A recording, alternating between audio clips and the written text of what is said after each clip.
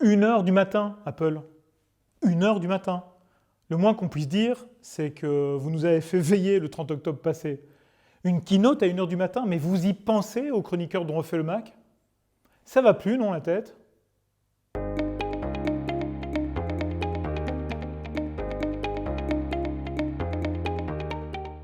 Pour une conférence d'Apple, les attentes sont toujours hyper hautes. Certains s'attendent à une console de jeu, à un nouvel iPad mini, à des annonces concernant Apple Vision Pro. Eh ben rien de tout ça les gars, que dalle. Par contre, nous avons eu droit à des nouveaux processeurs M3, des MacBook Pro 14 et 16 pouces munis de ces mêmes processeurs et des iMac M3. La puce M3, c'est la dernière née de la famille Apple Silicon. Et elle promet de faire des merveilles. Avec une gravure de 3 nanos, elle est au summum de la finesse, offrant potentiellement une plus grande efficacité énergétique et des performances accrues. Mais c'est pas tout. Cette puce se démarque aussi par sa nouvelle architecture GPU, ce qui laisse présager des graphismes encore plus époustouflants pour les futurs appareils Apple. Et alors que le marché des processeurs devient de plus en plus compétitif, Apple semble clairement vouloir garder une longueur d'avance. Qualcomm, l'un des principaux concurrents d'Apple dans ce domaine, ne cesse d'innover, poussant Apple à donner le meilleur de lui-même. Mais avec cette puce M3, Apple ne se contente pas de suivre la tendance. Au contraire, la firme de Cupertino semble déterminée à redéfinir les standards de l'industrie. Alors comment la puce M3 se compare-t-elle avec ses prédécesseurs? Eh bien, Apple a une façon très intéressante de présenter la chose. Au lieu de mettre en avant les comparaisons directes avec la puce M2, Apple a choisi de souligner les performances de la M3 en se référant principalement à la puce M1 et à d'anciens processeurs Intel. C'est une tactique surprenante, surtout quand on considère que le M2 est très présent dans l'écosystème actuel de Apple. Mais allons plus loin, l'iMac M3 est présenté comme étant jusqu'à 4 fois plus rapide que le modèle d'iMac 21,5 pouces équipé d'un processeur Intel et 2,5 fois plus rapide que les modèles d'iMac 27 pouces également avec le processeur Intel. Pourtant, ces modèles ont été retirés du catalogue d'Apple il y a déjà pas mal de temps. Cela soulève la question, pourquoi Apple ne se compare-t-elle pas plus directement à ses modèles les plus récents, en particulier à la puce M2? Les cœurs économes des puces M3 sont 30% plus rapides que leurs équivalents des puces M2 et 50% plus véloces que ceux de la famille M1. Quant aux cœurs performants des M3, ils sont respectivement 15 et 30% plus rapides que les M2 et M1. Les chiffres sont là, mais la stratégie de communication d'Apple autour de cette puce reste un mystère. Peut-être est-ce une tentative d'attirer ceux qui sont encore sur d'anciens modèles vers le nouvel écosystème M3. On peut peut-être penser que Apple était simplement déçu de sa puce M2. Quoi qu'il en soit, une chose est claire, la puce M3 est puissante, mais son introduction sur le marché est accompagnée d'une stratégie de communication inhabituelle. Que pouvons-nous conclure sur la dernière gamme des puces M3? Est-ce une avancée significative par rapport aux précédentes générations ou est-ce simplement une autre étape incrémentielle dans l'évolution des Mac?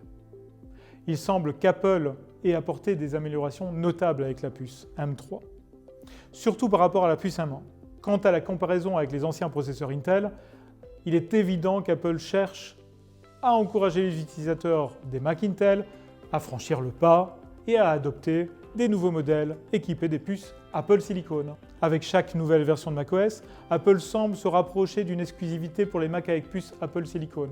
La fin des Mac Intel pourrait être plus proche qu'on ne le pense. Au-delà des spécifications, il est essentiel de se rappeler que la performance réelle sera jugée en situation réelle. Les premiers benchmarks et retours des utilisateurs nous donneront une image plus claire de ce à quoi nous pouvons nous attendre.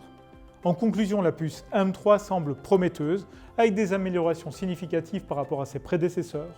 Seul le temps nous dira si elle tient toutes ses promesses. Et comme toujours, chez ORLM, nous attendons avec impatience de mettre les mains sur les machines. Oublions le MacBook Pro 13 pouces et accueillons les nouveaux modèles 14 et 16 pouces, dotés des toutes dernières puces M3, M3 Pro et M3 Max. Les tarifs débutent à 1 999 € pour ces machines. Apple renforce sa concentration sur l'IA grâce au Neural Engine intégré aux puces M3 qui affiche une performance augmentée de 60% par rapport à la version précédente. Cette avancée propulse les MacBook Pro M3 en tant que leader pour l'exécution d'applications axées sur l'apprentissage automatique. En matière de jeu, les puces M3 dévoilent des progrès notables. Elles supportent désormais le ray tracing, une méthode de rendu à la pointe de la réalité, déjà présente sur les iPhone 15 Pro et Pro Max. Grâce aussi à la technologie de Dynamic Caching, une meilleure gestion de la mémoire graphique est attendue. Cet avantage garantit d'excellentes performances graphiques pour les MacBook Pro, même en mode débranché, ce qui les distingue pas mal des nombreux ordinateurs déjà présents sur le marché. Quoi? Une machine de gamer Apple? Ouais. À voir dans le futur. Le modèle M3 Pro et M3 Max bénéficient d'une finition noir sidéral, conçu pour minimiser les traces de doigts, tandis que le modèle M3 standard conserve les coloris gris sidéral et argent. Oh, et c'est pas tout, Apple annonce jusqu'à 22 heures d'autonomie, et ça, c'est complètement dingue. Les nouveaux MacBook Pro seront disponibles à partir du 7 novembre. Du côté des iMac, on a bien entendu droit au processeur M3, et donc à la puissance qui va avec, ce qui ouvre les portes à plus grande variété d'usages, dont les jeux vidéo. Après, on est toujours sur un écran 24 pouces, qui même s'il est très bon, c'est sans doute pas suffisant en termes de taille pour les joueurs. Les couleurs restent identiques, gris, rouge, orange, vert, mauve et bleu. L'iMac commence à 1 599 € et est disponible aussi le 7 novembre. Avant de conclure cette édition spéciale d'ORLM Express, sur les nouveautés M3 d'Apple, j'aimerais vous rappeler quelques petites choses. Tout d'abord, n'oubliez pas de vous abonner à la chaîne pour ne manquer aucun de nos contenus. D'ailleurs, dans les semaines à venir, nous nous plongerons dans les performances réelles des machines équipées de la puce M3. Nous mettrons à l'épreuve les affirmations d'Apple et verrons si les promesses sont tenues en conditions réelles. Ensuite, n'hésitez pas à laisser un commentaire ci-dessous. Par exemple, je me demande ce que vous pensez des nouvelles puces M3. Allez-vous investir dans un nouveau Mac ou bien allez-vous attendre la prochaine génération? Nous sommes impatients de connaître votre avis. Enfin, un grand merci à tous nos fidèles viewers. Sans vous, ORLM ne serait pas ce qu'il est aujourd'hui.